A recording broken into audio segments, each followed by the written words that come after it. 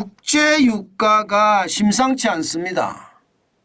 계속해서 지금 오르고 있습니다. 한번 보실래요? 두 달 새에 말입니다. 25.5%까지 올랐습니다. 국제 유가. 예. 여기서 기준이 되는 것은 미국의 서부 텍사스산 중진류거든요. 25.5%가 올랐다는 건 여러분 사실 폭등한 수치예요. 두 달 만에 이렇게 올랐으니까. 지금 현재 말입니다. 84.25달러까지 올라갔습니다. 지난 6월 12일에 67.12달러인데 비하면 25.5%가 오른 거예요. 배럴당 17.13달러가 오른 겁니다. 이대로라면 유가는 계속 오르겠구나 그런 생각이 듭니다. 100달러까지도 오른다는 이야기가 나옵니다. 100달러면 여러분 2022년에 2월 24일인가요? 러시아가 우크라이나를 침공하고 난 후 그 후에 3월 13일에 123.70달러까지 올라갔던 적이 있거든요. 저는 그게 두렵다는 생각이 들어요. WTI만 이렇게 오르는 건 당연히 아니죠. 지금 보시면 두바이유는 87.47달러까지 올랐죠. 북해산 브렌트유도 87.44달러까지 올랐습니다. 이대로면 이제 90달러가 얼마 안 남은 거예요. 배럴당. 그러다 보면 말입니다. 100달러까지도 또 갈 수 있다는 이야기예요. 왜 100달러까지 또 갈 수 있느냐. 당장 말입니다. 러시아와 우크라이나의 전쟁이 점점 격화되는 분위기예요. 여기에다가 벨라루스가 폴란드를 침공할 확률이 굉장히 높아지고 있습니다.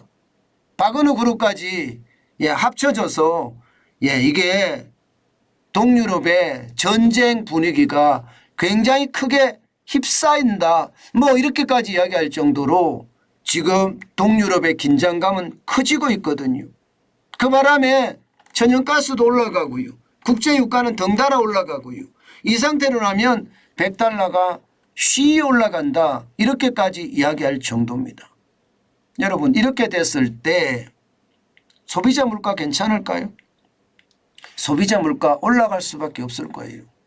지금 미국의 소비자 물가도요. 7월의 소비자 물가는 6월에 3.0%까지 떨어졌지만 7월에 3.3%로 올라갈 거라고 시장에서는 예측하고 있습니다. 올라갈 거라고.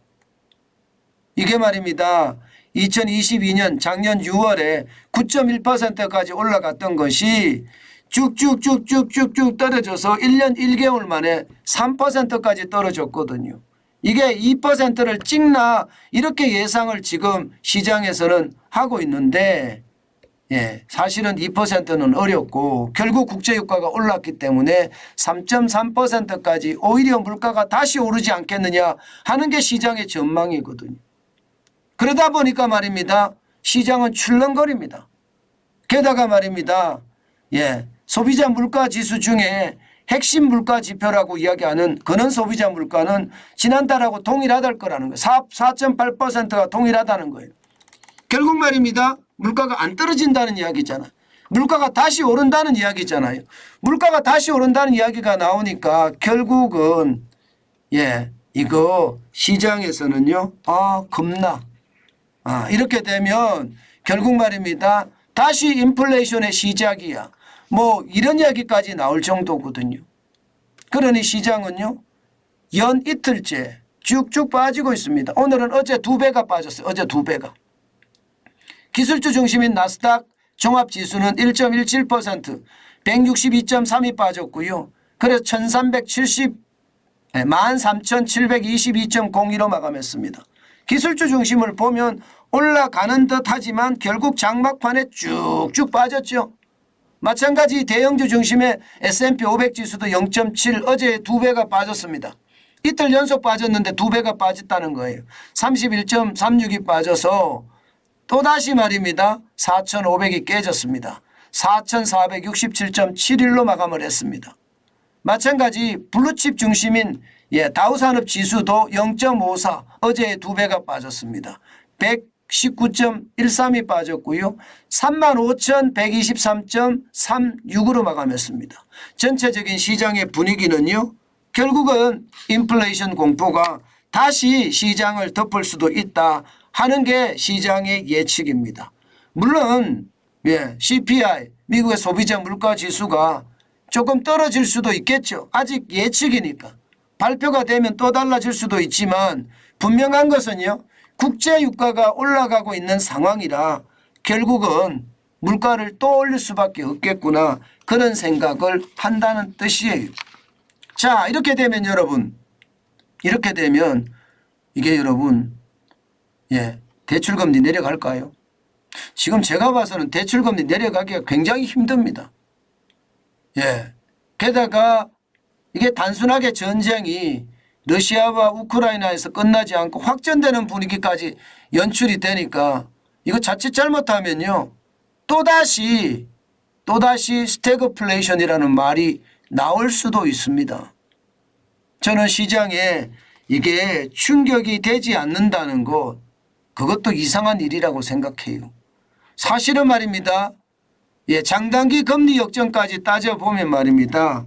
시장은 저는 많이 빠져야 정상이다 이렇게 생각을 하거든요. 그런데도 불구하고 시장은 유동성이 크니까 그 유동성을 따라서 계속 올라가고 있다는 사실을 보면 두렵기까지 합니다. 여러분 진짜 조심하셔야 돼요. 시장이라는 게 거품이 빠지기 시작하면 인정사정 없습니다. 투자라는 게 결국 심리거든요. 오죽했으면 경제도 심리인데 투자도 심리일까. 투자가 더 심리가 강할 거예요. 한번 빠지기 시작했을 때 내 주식 팔 수가 없어요. 그러니까 늘 대비하는 자세가 지금은 그 어느 때보다 저는 여러분 필요하다고 생각을 합니다. 그 정도로 시장에 대한 불안감이 크다. 저는 그렇게 여러분에게 말씀 올립니다. 특히 말입니다. 특히 제일 중요하게 제가 생각하는 것은요.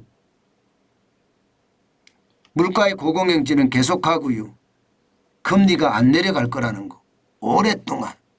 잘못하면 현재까지 미국에서 내년 3월이면 기준금리를 내릴 거다 그렇게 예상을 하지만 지금대로라면 내년 3월이 아니라 뒤로 더 밀릴 수도 있습니다.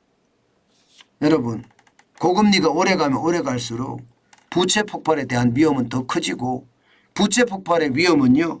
자칫 경제 위기로도 만들어질 수 있다는 사실 반드시 기억하시고 거기에 대한 대응책 하나씩 마련해 가는 것도 중요하다.